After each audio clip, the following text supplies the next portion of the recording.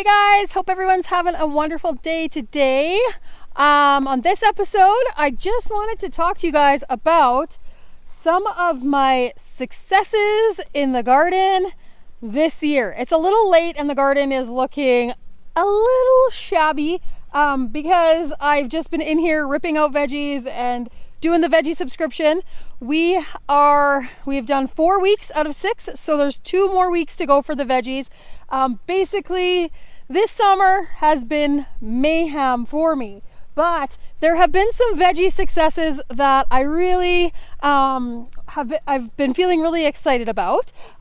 Things that I haven't grown before, or things that have been challenging for me and have been successful this year. So I just wanted to kind of touch base on some of those things with you guys because it's been a while since I did a video about the veggie garden. So first of all, I want to start off with the kale. Okay, you guys? Well, the kale. Let me show you.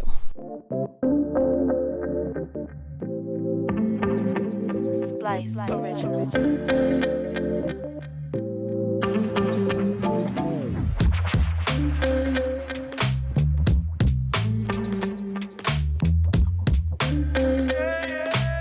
So the kale. It is the first time that I've ever actually grown kale. It's not something that I eat a ton of, but I think now that I've grown it, I am more likely to eat more of it. But anyways, I know that lots of people like it, and I want to try to diversify what I grow for my veggie subscriptions to keep it interesting for the subscribers. So anyways, the kale, we are in zone 3B in Saskatchewan, Canada. And so a pest that we often struggle with is the flea beetle. And the flea beetle is a tiny little black beetle that they live off of brassica crops. They're leafy greens, and they can decimate a crop instantly, pretty much. And so basically what happened was in the springtime when I started it, it should have been covered, but I didn't cover it. And so it should have been, right as soon as I seeded it, I should have covered it with row cover, but I did not.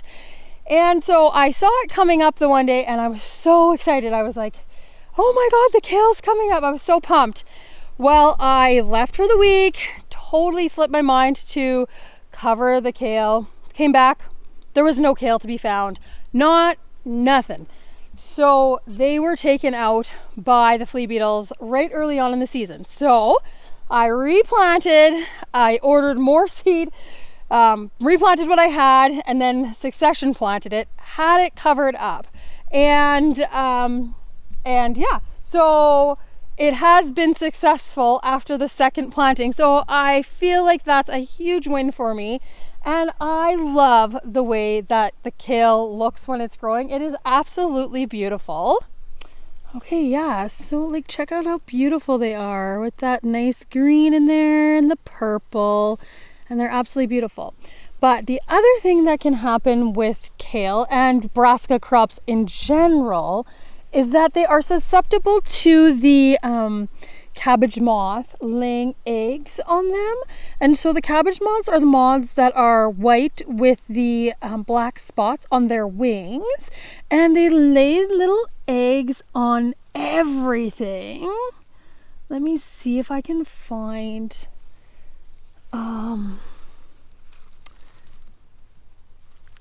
crap.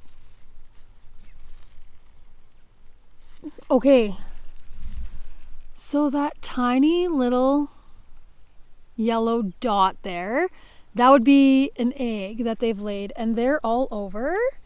And then what happens is these little buddies come and hang out here. These are born, and I squish them.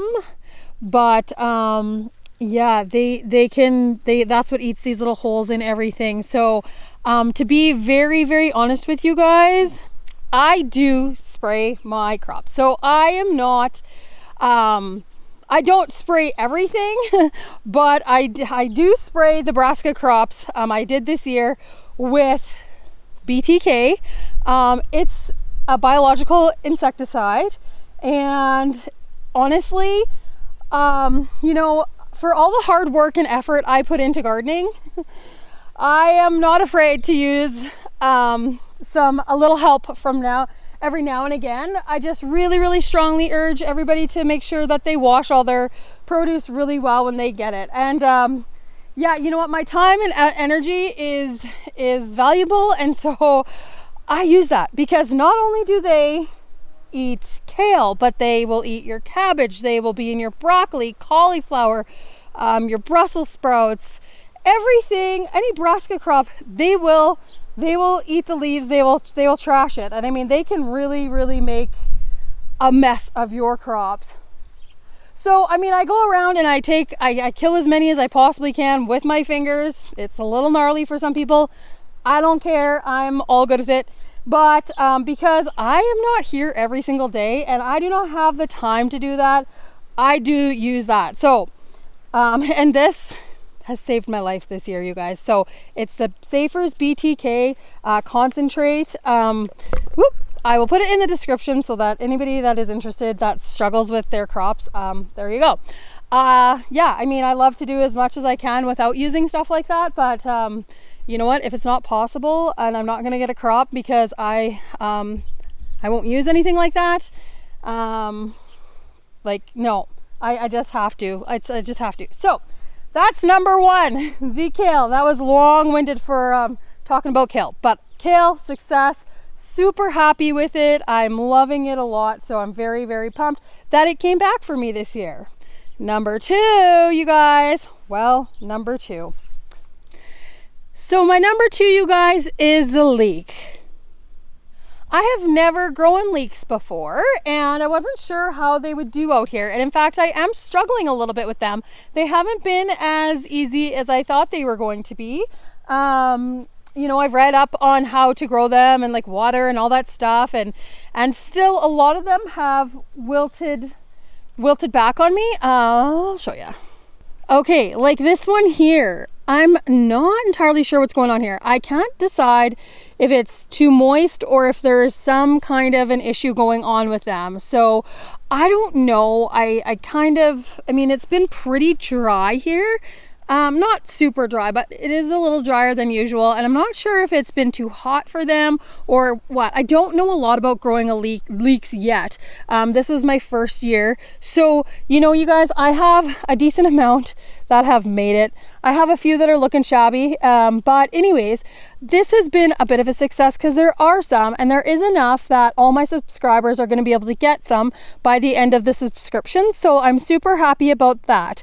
Unfortunately, I don't know a lot about leeks yet. Yeah, so I have a lot to learn with them, so I will be trying to learn as much as I can over the winter about leeks and growing leeks, because I love leeks. I love to cook with them and you know, make soups and stir fries and things like that. So I want to be able to grow more of them. And I mean, there was like a few rows of them, and as you can see behind me, like, I mean, there's lots of weeds too, but they haven't really you know, they're really splotchy where they're growing, so lots of them didn't even catch. I started them by seedling in the house because they have their maturity date is, holy, the flies are crazy out here. Their maturity date is a little longer than our season, so I started them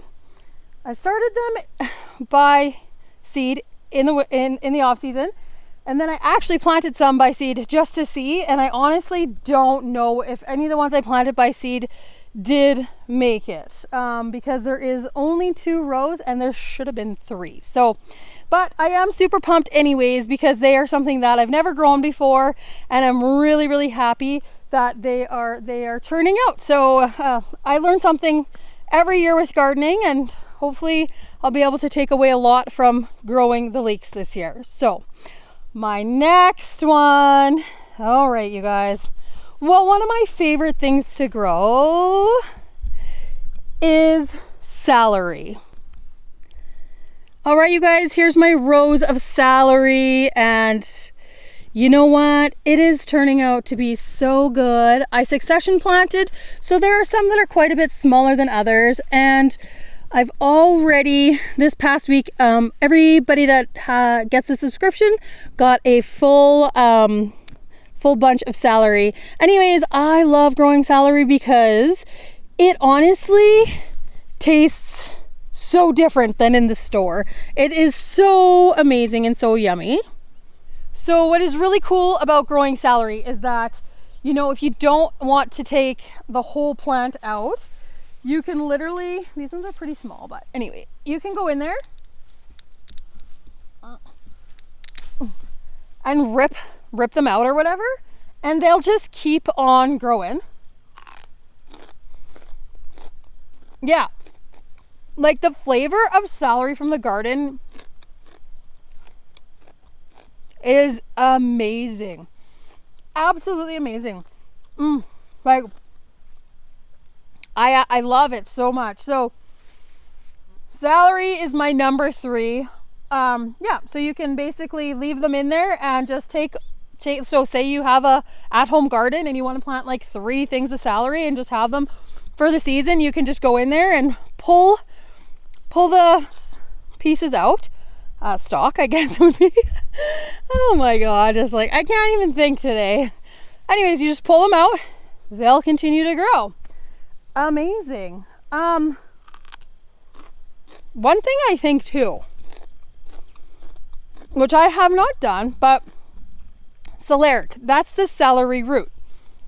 Now, I'm sure if I were to dig up the root of one of these, I could use it for like making soup broth and all that kind of stuff. But you can also buy celeriac seed and just grow that. But I have a feeling that if I were to dig up one of these roots, it would be the same thing. It's celery root. So anyway, maybe not quite like celeriac, the actual root seed, because these have been growing celery all summer, but I'm sure they would do the same thing. So anyhow, celery. Oh yeah, and then one of my clients was just telling me she takes the leaves and uses them, she dries them and uses them to put them in soup as well. I haven't done that, but that sounds like a pretty genius idea. There's just so much you can do. Like, plants are vegetables are so versatile. Like, you can use, you know, the roots, the stems, the stalks, the leaves. Like, they're so diverse that really, like, there should be hardly any waste when it comes to using fresh produce. Anyhow, that is number 3. All right, here we are, number 4. There's quite a few things actually that are pretty great successes for me this year. I was kind of looking in the garden. I was like, man, this garden is looking trashed right now. I'll show you guys quickly actually, so you can have a little look. Okay, like, weeds have taken over. Things have been pulled. So, you know, half my row of carrots here is gone. Back where the plastic is, that was where garlic was planted. I'm trying to, it's kind of gotten, the wind was crazy here, so it kind of blew up a bit, but I'm trying to bake everything that's under there. So the beans and the pea, all the like leftover plants and stuff from them are underneath there. I want them to decompose back into the earth. So that's what that's doing there, but it did blow up. So I need to go and put some more landscape staples in it and get it, you know, pinned down a little bit better. But that's what's going on there. And so, like, just weeds. There's like a whole row. That's where the beans were. That's all missing. You know, all the broccoli. It's I've picked all the broccoli off them. They're restarting to grow back. But they look pretty crappy. Like, a lot of those caterpillars have eaten a lot of the leaves and stuff.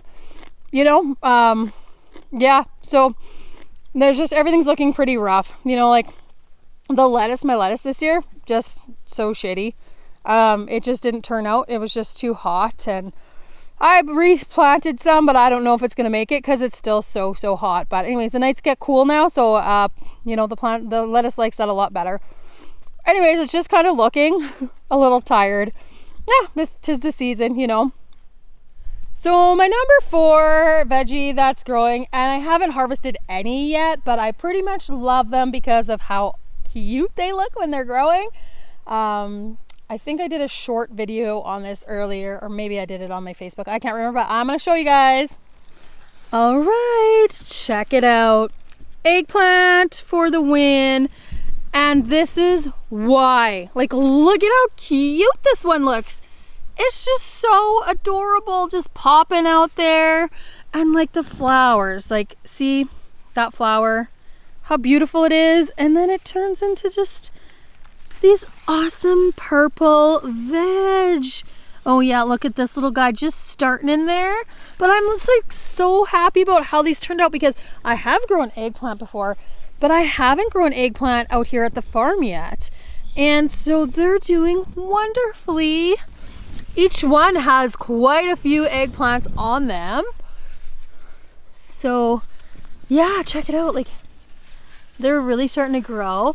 Yeah, I'm hoping to try some new recipes with them. I've grilled them, like put a little olive oil or whatever oil you choose. So yeah, I've grilled them. I use them in stir fries and stuff, but I haven't really ventured out too much with cooking with them. So I plan to do a little bit more of that this fall. I'm really looking forward to getting in the kitchen and just cooking this fall and doing a lot of that. So yeah, they're so cute. So yeah, the plants are beautiful. They have really awesome leaves. Okay, I think this is what's happening right now. I think we're getting the potato beetle coming in. I'm also killing that.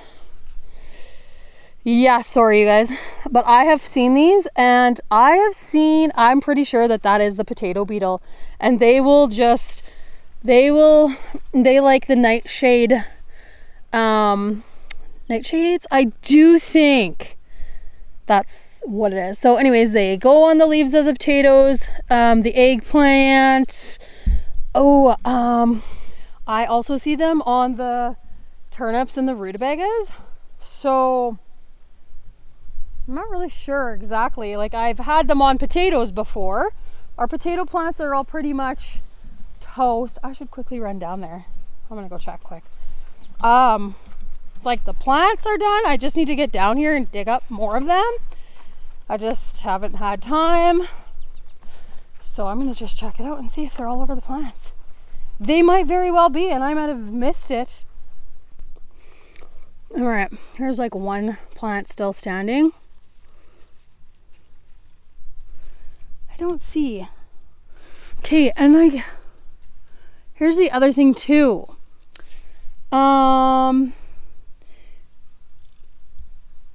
These small potato beetles can look very similar, I've found, to a ladybug before it gets its like red like shell with the dots on it. I don't even know what you'd call that. So I'm wondering maybe if those aren't ladybugs, like baby ladybugs, but I think that they are the potato beetle because of where I've seen them. So but they're not on the potato plant, so that's kind of bizarre to me.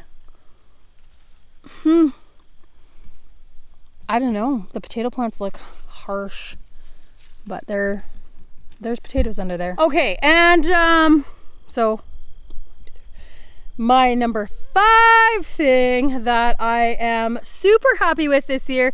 Last year, my squash did shitty. It was planted in this spot that was low-lying, and I think the moisture they need moisture, but I think that like the water kind of all runs there and it stays wet, and I think that area was just no good for the squash.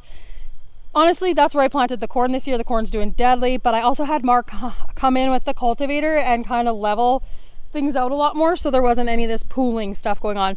But my squash is doing great. Specifically, the pumpkin, spaghetti squash, and the butternut, which butternut I have never successfully grown out here yet, and this year I have. But my pumpkins are actually turning orange already, so check it out, you guys. Hello, little orange pumpkins. And there is, there's 3 right there. Here's a nice beauty coming in. Check out this big daddy. It's just starting to turn orange. Look at it. It's huge. Like, that's my hand. Look at how big it is. Oh, and there's another one butt up against it. And then there's a little guy up there. So yeah, the pumpkin patch is happy this year. It's loving its life and I'm loving them. So I'm super excited about that. Yeah, look how cool. What I would love to do if I have enough pumpkins, like I would need to have basically altogether like 40 pumpkins, I think.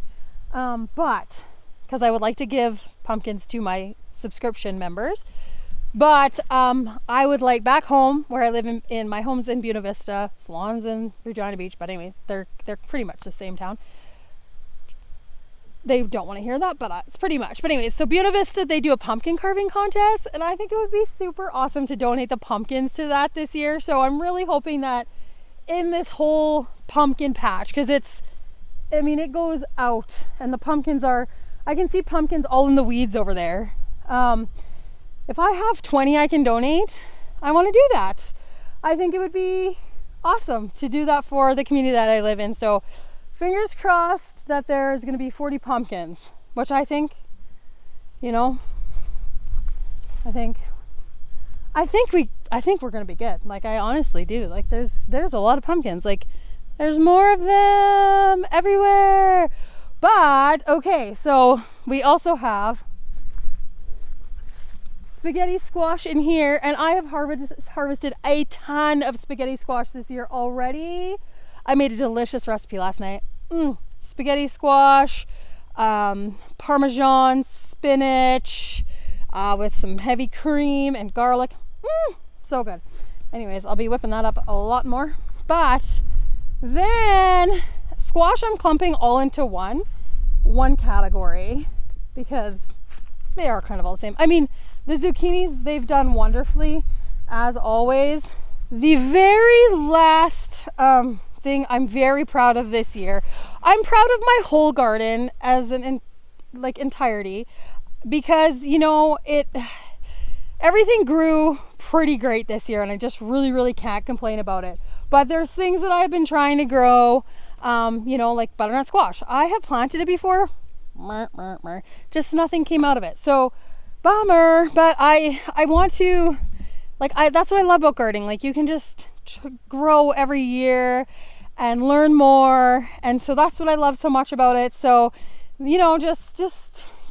having some successes with some of the things I planted. So corn again, I have planted corn, but silly me, I always think I know more than the people that are packing up the seeds, and didn't plant them properly last year. I planted them way too close together, and so the pollination was not great. But I read the package. I used my little Earthway seeder and the plate that's meant for corn. And here, you guys, I have rows, tons of corn. Like, I can't remember, 11 rows of corn. And I don't know how long they are. Like, they go they're long. Like, I've got more corn than I'm going to know what to do with. So, but my subscribers are going to be super pumped about the corn. But check this out. Like, it's growing great. So I can't wait to try it and eat it and know that it's delicious and tasty. But check these cobs out. Check out these beauties. Like, nice and big. And so I have tried to open a couple up over the last couple weeks, and they're just not quite. Oh yeah, they're starting to feel good. Okay, I'm gonna see if I can do this while holding the little mini tripod. How can I do this? I didn't bring the big tripod, so I want to open it up while I'm videotaping. Okay, let's see. How can I do this? Okay, this is bear with me here.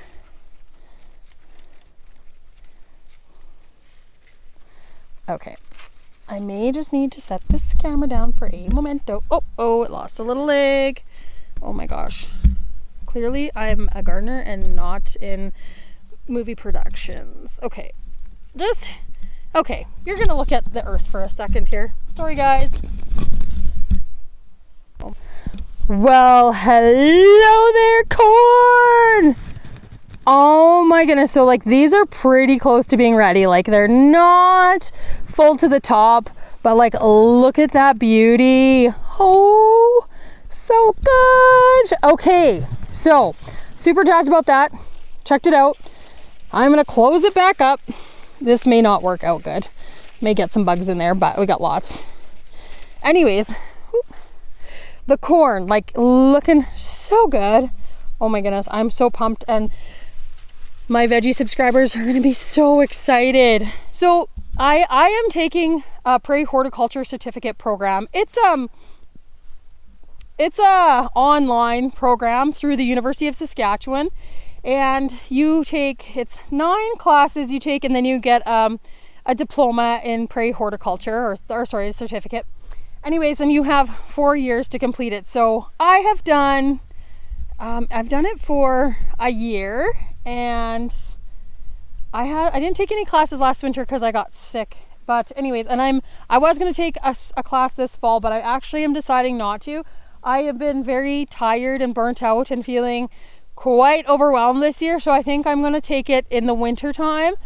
Just ease into this fall here and not put too much pressure on myself. But anyways, one of the classes that I took is called post-harvest food handling, or post-harvest crop handling, and it was very, very, very interesting. I absolutely loved that course because it talks about like you know, food, the storage requirements, like whether it needs refrigeration, what happens metabolically in certain things when they are picked, you know. And so one thing I learned about was that corn, holy, that is a doozy.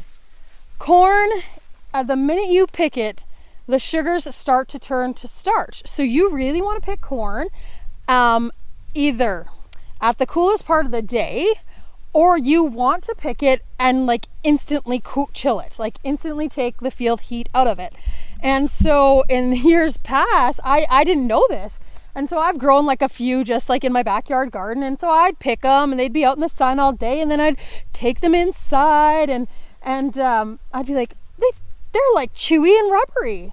Well, they need to be cooled or picked when it's cold out, like cooler out, so that that process doesn't happen as rapidly. And then you don't want to leave them in the sun. You want them basically to, you want to instantly chill, like cool them rapidly so that that process stops happening, and so that you maintain the flavor and the texture and the integrity of the corn itself.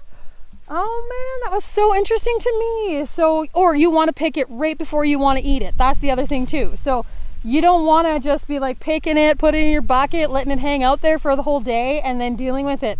No. And so we are not set up here at the farm for like keeping we don't have a cooler set up. We have one, just not set up. So we are not in the position to pick a bunch of corn all at once. So what I do when I pick it for my subscribers is I come out early in the morning when it's still the coolest part of the day, and I pick it all and I right away toss it into buckets or into my coolers that have ice packs in them, so they stay as cold as they were, and then that process stops happening. And then I tell all my subscribers like instantly put them into the fridge. So that is the scoop on that, you guys. And so when you see them in the grocery store and they're like out in the open, it's because they've had that rapid cooling happen to them, I think. Because I'm like, I don't know how else they would be able to just have them sitting out in the middle of the aisle and people just going picking through them, and they're not.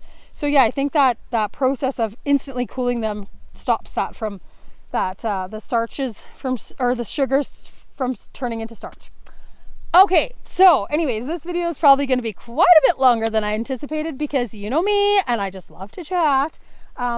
Anyways, that is the scoop with my my successes and my my happy moments with my veggies this summer. And you just learn so much when you're gardening and when you're growing food. It's just awesome. So I absolutely have loved this year's garden. Although at times I'm like, what have I done? This is crazy. Like, I don't even have like time to, oh, I had a little spit there. I'm like, I just don't even have time to even like, I don't even know. Like, I haven't done anything this summer hardly. And then, when I come and you look through everything, I'm just like, but like this is so rewarding and I love it. Like, you know, and just, yeah, like just the things that I've learned this year in the garden.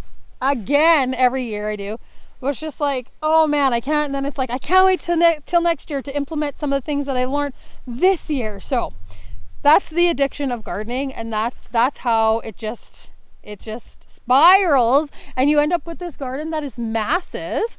And then Mark had, I think I've shown a little snippet, but the guy with the backhoe came in and my garden is even bigger. So you guys, on that note, I'm gonna quickly show you, in case I haven't yet, I can't remember, I'm gonna show you the bigger part of the garden, and I'm gonna say goodbye from here. Anyways, I hope you guys have enjoyed this video today, and maybe that you've learned a little tip or two, but please feel free to comment, like, subscribe, and share. Yeah, like comment and tell me your garden things. Like, I want people to engage with me and tell me about their experiences in the garden and like their tips and tricks, because you know what? I'm just learning as I go too. And so get involved with me, you guys, and connect with me. It would be so awesome. Okay, I'm just gonna head into the corn quickly so that I can head over to my new garden area and show you guys. Oh, and if you're wondering what those things are, they're not dill, that's fennel. I'm wanting it to go to seed so I can use this fennel seed. Anyway, check it out. Here it is, you guys. This is how much the garden has been extended. Okay, so there's the OG garden. Flowers, sunflowers, okay. And here it is in all its glory. I got to get in here and clean up all the all these branches, and there's rocks, and I'm going to put the rocks up on the edge of the road that's been made.